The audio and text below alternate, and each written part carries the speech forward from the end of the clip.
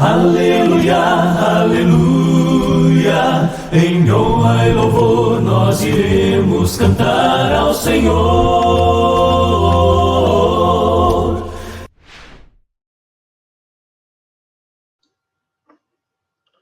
Olá pessoal, Edivaldo mais uma vez. Terminamos a primeira parte da nossa lição e quero incentivar você a dar continuidade no nosso curso, assistindo as próximas partes desta lição, e assim nós possamos continuar crescendo juntos na graça e no conhecimento do nosso amado Jesus. Que Deus te abençoe e te guarde.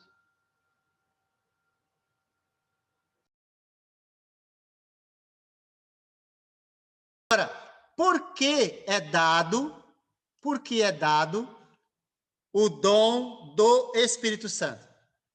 Essa aqui nós já respondemos em outras ocasiões, né? Então a gente pode ir bem mais rápido. O Diego falou aqui está normal, obrigado, viu?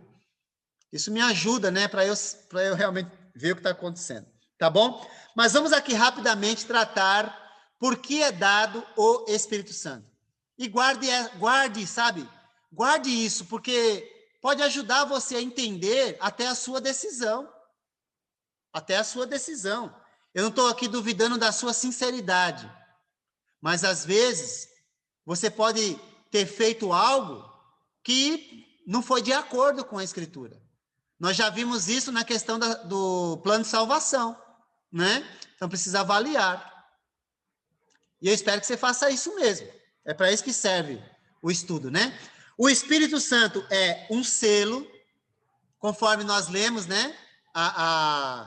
Em Efésios 1:13, mas a gente realmente precisa compreender que o que é um selo, né? É a impressão de Deus em nossas vidas. Se você pegar na antiguidade, um rei, quando ele ia enviar uma correspondência, ele pegava o anel dele, né? E marcava com cera aquela carta para que desse garantia de que ela ia chegar. Então, o Espírito Santo é a impressão de Deus em nossas vidas, provando que somos filhos dele. Tá bom? Que somos filhos dele. Espero que você valorize isso. É uma bênção de Deus ter o selo do Espírito Santo, pois o inimigo das nossas almas, ele não vai tocar na propriedade de Deus. Isso não é bom você saber? Eu fico contente de saber que o inimigo não tem poder sobre a minha alma, não tem poder sobre a minha vida. Eu fico muito contente. Então eu posso servir a Deus com liberdade. Isso não significa que eu não vou ter dificuldades, que eu não vou ter doença, que eu não é nada disso, mas que a minha alma está preservada, cuidada, protegida nas mãos de Deus, que me deu o Espírito. Isso é maravilhoso, não é? Aliás, a palavra graça traz essa ideia de Deus criar uma proteção ao nosso redor para nos proteger do inimigo. Que maravilha, não é? Eu estou muito animado com isso. Só recebemos o Espírito Santo no batismo, se o batismo for feito de acordo com as Escrituras. É o que eu creio. Quem escreveu foi o Odair. Eu creio que isso está de acordo com a Escritura. Então, eu acredito que a pessoa só recebe se ela tiver recebido o ensino da forma adequada. Não tem como você ter feito algo certo se você receber um ensino errado. Não tem como você gozar da totalidade se você receber um ensino parcial. Tá bom? Então, eu acredito que essa afirmação é correta e eu agradeço. Tá bom? Bom, o Espírito Santo é um penhor, mais uma vez. O que é um penhor, gente? O penhor é uma garantia, um sinal pago para segurar algo até o resgate ou libertação final. E aí, quando nós lemos Efésios 1, 13 e 14, ele fala exatamente dos dois, num momento só. Quando vocês ouviram e creram na palavra da verdade, o evangelho que os salvou, vocês foram selados em Cristo com o Espírito da promessa. Eu estou lendo a Bíblia aqui, tá? Que é a garantia da nossa herança até a redenção daqueles que pertencem a Deus. Mas eu gostaria que você abrisse, vai abrindo aí, em 2 aos Coríntios 1, 21 e 22. Abre aí, que daqui a pouco a gente vai ler, tá? Então, o penhor é uma garantia, um sinal pago para assegurar algo até o resgate ou libertação final. Quando será o tempo da nossa libertação final? Nós já estudamos. Na segunda vinda de Jesus. Quem ele vem buscar? Aqueles que têm a marca da promessa. E o que é a marca da promessa? O Espírito habitando em nós. Que maravilha, não é? Eu estou muito contente de saber disso. Espero que você também.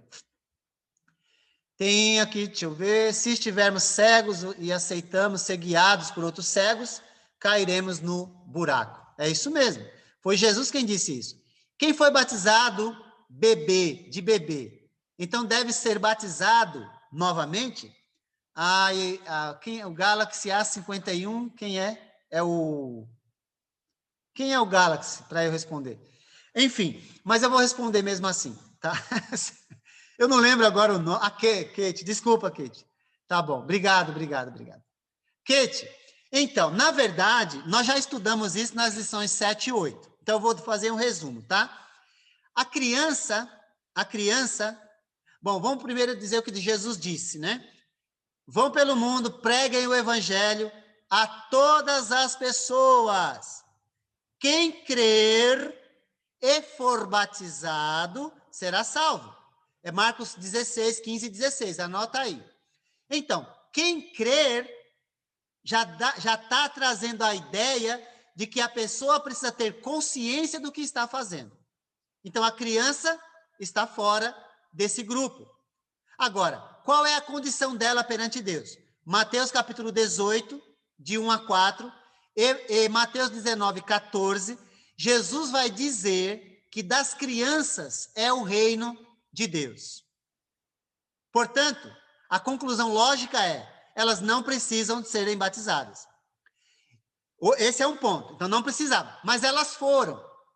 Eu fui batizado quando criança, mas ainda assim eu recebi um batismo inadequado, porque o batismo é por imersão, e eu recebi um batismo por aspersão. E requer entendimento, eu não tinha.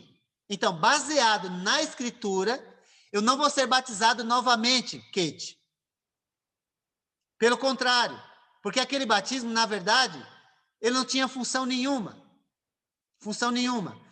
Eu não vou ser batizado novamente. Eu vou ser batizado, receber o batismo correto, com o propósito correto. Qual é o batismo correto? A pessoa certa. Quem é a pessoa certa? Aquela que tem capacidade mental para crer. Forma certa, por imersão, e com o propósito certo. Qual é o propósito do batismo? Receber o Espírito de Deus dentro de nós. E tudo isso ocorre pela fé. Se você crê, realmente Deus vai fazer. Tá bom? Espero que tenha ajudado. Deus, ele nos dá o Espírito Santo como garantia de que também nos dará vida eterna depois desta vida. Você está em 2 Coríntios? Então, se você tiver, vamos ler 5:5. 5:5. Olha que beleza, eu gosto desse trecho também. Qual que eu não gosto, hein? Bom, tem trechos que realmente deixam a gente preocupado. Eu vou ler aí do 5 ao 7. Foi Deus que nos preparou, olha que maravilha, gente, para esse propósito. Nossa, dando-nos o Espírito como garantia do que está por vir. Que maravilha, hein? Que maravilha. Portanto, temos sempre confiança e sabemos que enquanto estamos no corpo, estamos longe do Senhor, porque vivemos por fé e não pelo que vemos. Temos, pois, confiança e preferimos estar ausentes do corpo e habitar com o Senhor. Por isso, temos o propósito de lhe agradar, quer estejamos no corpo, quer o deixemos, pois todos devemos comparecer perante o tribunal de Cristo, para que cada um receba de acordo com as obras praticadas por meio do corpo, quer sejam boas, quer sejam más. Tá bom? Que maravilha. O Espírito Santo, agora 2 Coríntios 1, 21 e 22. Eu gosto muito desse trecho. Olha lá. Olha lá. O Espírito Santo é uma unção. Olha o que diz lá. Ora, é Deus que faz que nós e vocês permaneçamos firmes em Cristo. Ele nos ungiu, nos selou como sua propriedade e nos pôs o seu Espírito, onde? Em nossos corações, como garantia do que está por vir. Gente, unção. Eu fico muito triste quando eu ouço falar, pessoas dizerem assim, ó. Eu vou lá porque lá tem um ungido do Senhor. Ai, que tristeza. Você não é ungido do Senhor? Olha, eu sou ungido do Senhor. Sabe por quê? Porque Deus me deu o seu Espírito quando eu nasci de novo. Professor, obrigado, Kate, pela compreensão. Professor, se uma pessoa é batizada em nome do Pai, Filho e Espírito Santo, significa que ela recebeu o Espírito Santo no batismo? Bom, na verdade, nós temos que avaliar o que ela foi ensinada, e não somente se ela foi batizada em nome do Pai, do Filho e do Espírito Santo. Porque, na verdade, quando Jesus disse isso em Mateus 28, 19, ele está falando que nós devemos ser batizados num nome, um nome, que envolve 3 pessoas, Pai, Filho e Espírito Santo. Agora, qual é o nome que compreende essas 3 pessoas? É um nome só, 3 pessoas. Qual é o nome? Atos 2:38. Nós somos batizados em nome de Jesus. Este é o nome. Este é o nome. Então, o batismo em nome de Jesus, ele compreende 3 pessoas envolvidas naquele momento.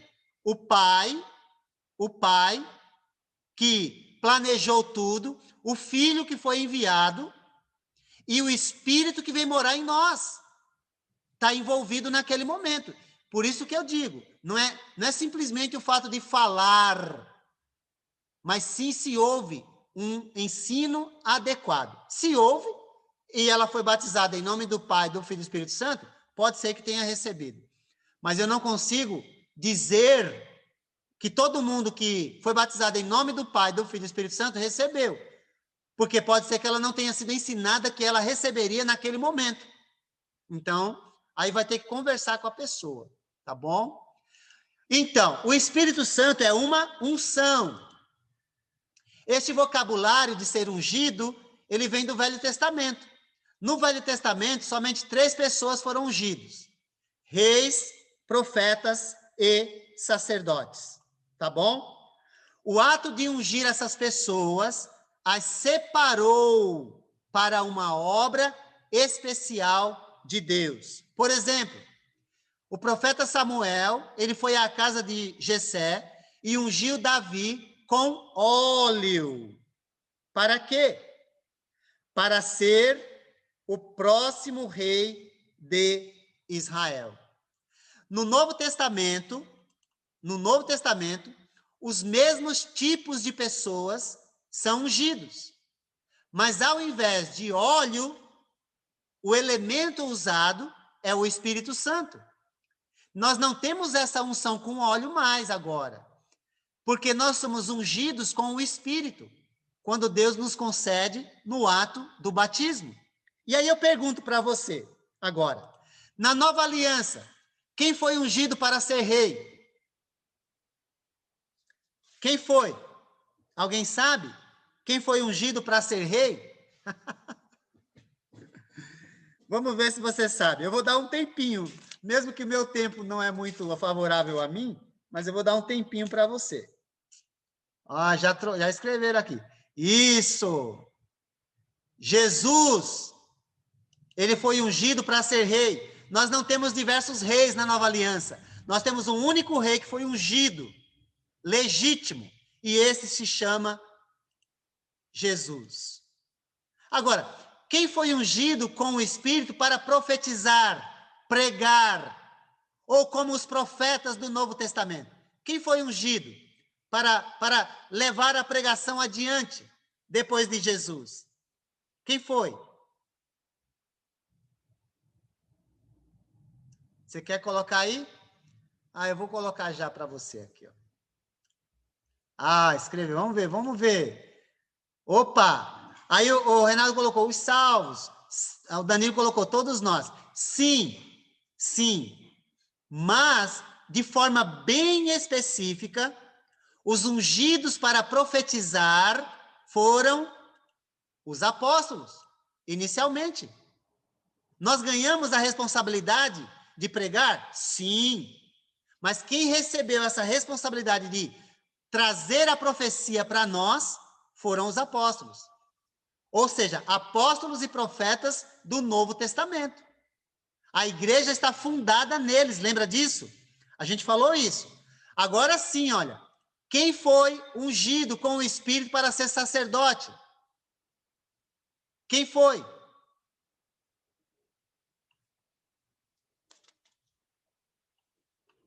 Quem foi ungido para ser sacerdote? Rapidinho. Bom, eu espero que você lembre disso. Nós já abordamos esse assunto, né? Devia estar bem fresquinho na sua mente, mas eu compreendo você. Eu tenho memória também minha, às vezes falha. Os salvos, isso mesmo. Então a gente pode colocar agora, olha, Reinaldo, pode colocar, todos nós somos sacerdotes. E em 1 Pedro, nós temos duas ações realizadas pelos sacerdotes do Altíssimo, que somos todos nós hoje. Pedro diz: vocês também estão sendo utilizados como pedras vivas na edificação de uma casa espiritual para serem sacerdócio santo, oferecendo sacrifícios espirituais aceitáveis a Deus por meio de Jesus Cristo. E no verso 9, vocês, porém, são geração eleita, sacerdócio real, quer dizer sacerdotes do rei, olha que beleza, nação santa, povo exclusivo de Deus. Para quê? Aí, Reinaldo, tá vendo? Para anunciar as grandezas daquele que os chamou das trevas para a sua maravilhosa luz. Quais são as duas obras que nós devemos fazer como sacerdotes? A primeira, oferecer sacrifícios espirituais, não é? Este é o nosso louvor a Deus, por meio de cânticos. Nós já falamos sobre isso. Ceia do Senhor, boas obras. Um louvor simples do coração, em qualquer lugar. Tá bom? Nós já vimos isso também. Ofereçamos, pois, a Deus um sacrifício de louvor, que é o fruto de lábios que confessam o seu nome. A segunda obra do versículo 9 é anunciar as grandezas de Deus. Veja bem, os apóstolos foram ungidos para trazer a profecia e registrar. E eles anunciaram também, como sacerdotes de Deus. Nós recebemos a função de anunciar as grandezas de Deus, como seus sacerdotes aqui nessa terra. Tá bom? É importante isso, tá bom? Não é vestindo roupa que se revela sacerdote. Não, é tendo as ações do sacerdote, oferecendo sacrifícios espirituais a Deus e anunciando as suas grandezas.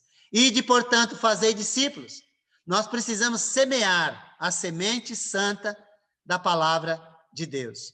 Nós temos as boas novas de Jesus para ensinar aos outros, tá bom? Todos nós que se entregaram a Cristo, não todas as pessoas do mundo, não todas as pessoas do mundo, são todos aqui os cristãos, tá bom? Espero que tenha ficado claro isso, e não dado essa dualidade, tá ok? Bom, aí tem uma pergunta agora, o que devemos sentir quando recebemos o Espírito Santo? Alguns falam que tem que rodar, pular, gritar. Mas o que é que a Bíblia diz? O que é que a Bíblia diz para nós, não é? O que nós devemos sentir, não é? Vamos lá. Olha lá o que o eunuco sentiu. Assim deu ordem para parar a carruagem. Então Filipe e o eunuco desceram à água. Filipe o batizou. Quando saíram da água, o Espírito do Senhor arrebatou Filipe repentinamente. O eunuco não o viu mais e, cheio de alegria, seguiu o seu caminho. Olha que lindo, né? É muito lindo. Olha em Atos 16, a 33 e 34, do carcereiro. Naquela mesma hora da noite, o carcereiro lavou as feridas deles. Em seguida, ele e todos os seus foram batizados. Então ele os levou para a sua casa, serviu-lhes uma refeição, e com todos os de sua casa, alegrou-se muito por haver crido em Deus. Então, nós dizemos, a presença interior do Espírito Santo não vem com sinais milagrosos, não é isso que marca a presença interior do Espírito em nossa vida, mas júbilo e alegria. Por quê? Em saber, gente, que nós fomos perdoados e que Deus agora mora dentro de nós e que nós somos sua propriedade. Isso deve trazer muita alegria para nós e ânimo para pregar para todo mundo, não é? Tomara que você sinta isso. Tudo isso ocorre quando ouvimos e cremos na palavra da verdade, o evangelho que nos salvou. A grande alegria é decorrente da presença de Deus em nossa vida e da salvação recebida pela graça através do Evangelho. Espero que você realmente tenha isso como motivação para servir a Deus, tá bom? Deus deu o Espírito para morar dentro de nós, que isso nos traga grande alegria. Agora, como o Espírito nos ajuda? Né? Agora uma coisa mais prática para a gente, né? Tá bom? E aí eu vou dar as ideias, e aí você, se achar adequado, e eu espero que ache, leia os textos que estão relacionados, para fazer sentido, tá bom? Mas eu vou um pouco mais rápido aqui, olha. O Espírito, ele conforta da provação, na hora da provação. Nós sabemos que Deus não nos abandona. Então, com o Espírito Santo em nosso coração, nós sentimos força, conforto, ânimo para continuar no meio das lutas. A igreja passava por um período, naquele momento, não é? Um período de paz em toda a Judéia, não é? Em toda a Judéia e Galiléia e Samaria. Ela se edificava e, encorajada pelo Espírito Santo, crescia em número, vivendo no temor do Senhor. O Espírito fortalece a nossa vida. Com o Espírito Santo fortalecendo o nosso homem interior, temos a força para vencer. Tudo posso naquele que me fortalece. Lembre-se que no contexto, tudo posso naquele que me fortalece tudo posso. Eu posso vencer as dificuldades em Deus, em todo o tempo. Tudo posso. Eu posso comprar um carro, nada disso. Mas eu posso vencer todas as dificuldades com Deus do meu lado. E Paulo diz, oro para que com as suas gloriosas riquezas, ele, Deus, os fortaleça no íntimo do seu ser, com poder, por meio do seu Espírito. Então, nós temos o poder de Deus em nós para vencer os desafios que surgem no meio do caminho, durante a nossa jornada. O Espírito transforma, quanto mais olhamos para Cristo e seguimos os seus passos, mais o Espírito nos transforma na imagem dele, tá bom? E aí nós lemos, e todos nós que com a face descoberta contemplamos a glória do Senhor, segundo a sua imagem, estamos sendo transformados com glória cada vez maior, a qual vem do Senhor, que é o Espírito. Quanta maravilha, não é? O Espírito também nos purifica. É pelo Espírito que vencemos os maus desejos do corpo ou da carne. Portanto, irmãos, estamos em dívida, não para com a carne, para vivermos sujeitos a ela. Pois se vocês viverem de acordo com a carne, morrerão. Mas se pelo Espírito fizerem morrer os atos do corpo, viverão. Então temos de estar constantemente purificando a nossa vida. E o Espírito de Deus nos ajuda, tá bom? O Espírito também nos guia. Então, uma maneira pela qual o Espírito Santo guia o cristão é pela palavra, sua espada. Quando obedecemos a palavra, estamos sendo guiados pelo Espírito Santo. Pois todos os que são guiados pelo Espírito de Deus são filhos de Deus. Então, essa é a maneira que Deus usa para nos conduzir, nos guiar. Ele também nos assiste na oração, tá bom? Muitas vezes oramos sem saber o que dizer ou pedir. Ficamos angustiados, sem ter condições de verbalizar o que sentimos. O Espírito Santo leva estes sentimentos diante de Deus, expressando claramente as nossas orações. Então, Romanos 8, 26 e 27 nos diz, da mesma forma, o Espírito nos ajuda em nossa fraqueza, pois não sabemos orar, mas o próprio Espírito intercede por nós com gemidos inexprimíveis. Tá bom? Isso em nossas orações, em nossas angústias. Tá bom? E por último, nesse aspecto, o Espírito, ele produz fruto. O fruto do Espírito é amor, alegria, paz, longanimidade, benignidade, bondade, fidelidade, mansidão e domínio próprio. Aqui é importante, sabe por quê, gente? Porque às vezes tem muitas pessoas que querem o dom de línguas, querem o dom de curar, querem o dom de não sei o quê, o dom disso, o dom daquilo. Mas aí eu pergunto para ela, você tem o dom do domínio próprio? Você tem o dom da paciência? Você tem o dom da mansidão? Porque se você não tem, então não adianta nada você alcançar isso que você está buscando. Porque o que evidencia que você tem o Espírito produzindo o seu fruto dele, o fruto dele, né, o seu fruto, é justamente essas 9 virtudes do Espírito em nós. Então, produza essas virtudes, ou coloque essas virtudes em evidência. Aí sim, pode ser que você tenha a atuação dele na sua vida. Professor, o Espírito Santo conforta, fortalece, transforma, purifica, guia, assiste, produz frutos. Mas isso, nada é forçado pelo Espírito. E sim alcançamos tudo isso se fizermos a nossa parte em obediência, não é? É isso mesmo, Odair. E a próxima parte da lição vai responder essa pergunta. Tá bom? Vamos lá. Mas muito boa observação. Bom, para a gente finalizar esse ponto, olha, não se sabe todas as maneiras que o Espírito age na vida de um cristão.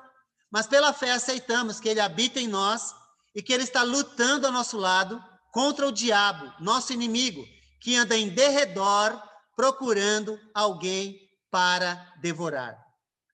Você já se deparou com uma situação onde você não sabia o que dizer, mas aí, de repente, a conversa fluiu, e aí você falou, nossa, como eu consegui fazer isso? Você já se deparou com uma situação assim? Então, se você já teve essa experiência, eu creio que foi o Espírito de Deus que te ajudou naquela hora. Eu creio. Porque ele nos ajuda, gente. Não é verdade? E agora, caminhando para o fim, há uma lista, ou melhor, o que significa não entristeçais o Espírito? Tá bom? O que significa isso? Há uma lista de pecados nesta leitura de Efésios 4, 25 a 32, que fala de mentira, ira descontrolada, furtos, palavras torpes. Então, quando um cristão pratica pecados, assim ele entristece o Espírito.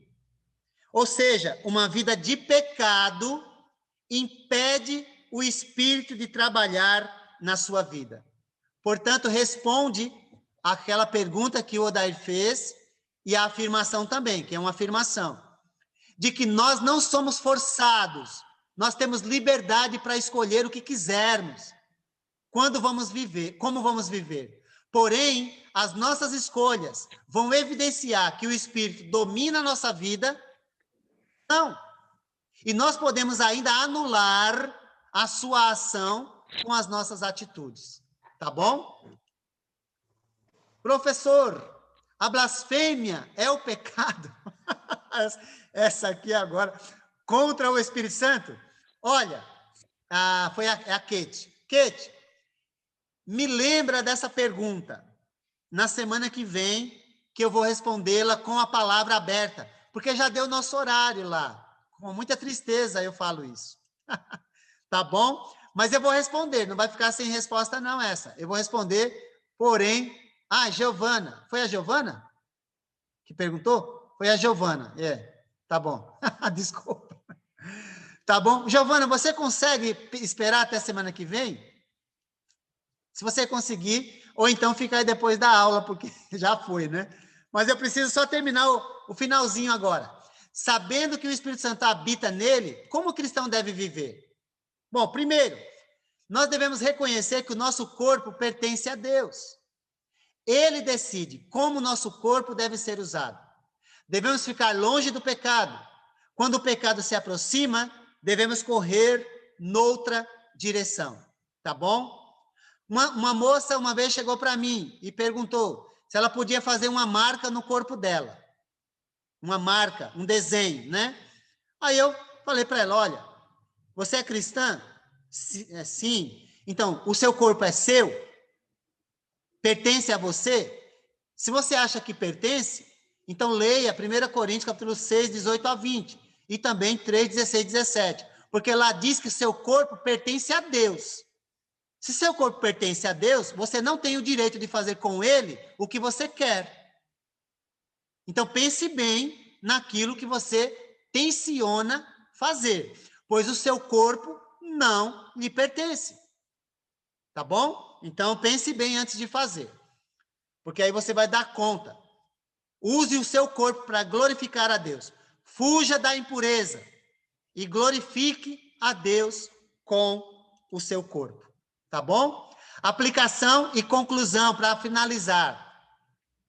E já agradeço os minutinhos que você está me concedendo. Tá bom? Se você é um cristão e aprendeu que você recebe o Espírito no batismo, então o Espírito habita em você. Fique alegre por saber que você é privilegiado por Deus. O não cristão, ou quem foi ensinado errado, não tem o Espírito Santo. Está aí seguindo uma doutrina falsa. Então, haja como um portador do Espírito de Deus. E não como um seguidor desse mundo. Arrependa-se de todos os seus pecados. E cultive o fruto do Espírito na sua vida. Gálatas 5, 22 e 23. Leia essa passagem na sua casa. Esse é o poder que Deus nos deu para nós vivermos uma vida de acordo com sua vontade e ser aquilo que ele planejou que sejamos. E o que Deus planejou que sejamos? Pessoas diferentes desse mundo. Tá bom? Que Deus te abençoe e que você possa realmente ser incentivado a realmente desenvolver as virtudes do Espírito que Deus nos concede no ato do batismo, quando nós nascemos de novo, da água e do Espírito. Olá, pessoal. Edivaldo, mais uma vez. Terminamos mais uma lição e esperamos ter contribuído para o seu crescimento, para a sua maturidade. E se você tiver qualquer dúvida sobre esta lição que terminamos, que você possa nos escrever, use aí os meios de comunicação para fazer sua pergunta, e nós teremos prazer, dentro da nossa condição e capacidade, responder. Que o Senhor te abençoe e que você continue firme, dando continuidade no curso, a fim de que nós possamos continuar crescendo juntos, na graça e no conhecimento do nosso amado Jesus. Que Deus te abençoe e te guarde.